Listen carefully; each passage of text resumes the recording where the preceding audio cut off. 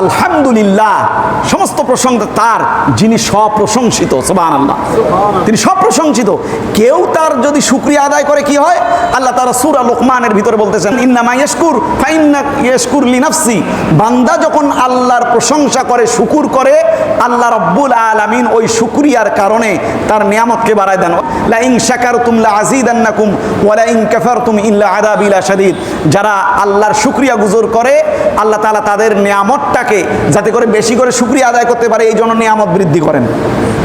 আর ওয়ালা ইন কাফারতুম, যদি কেউ নিয়ামতের অস্বীকৃতি জানায়, কুফরি করে, ইল্লা আযাবি লাশাদীদ, আল্লাহ তাআলা তাদের জন্য শক্ত পাকড়াও এবং শাস্তির ব্যবস্থা করে রেখেছেন।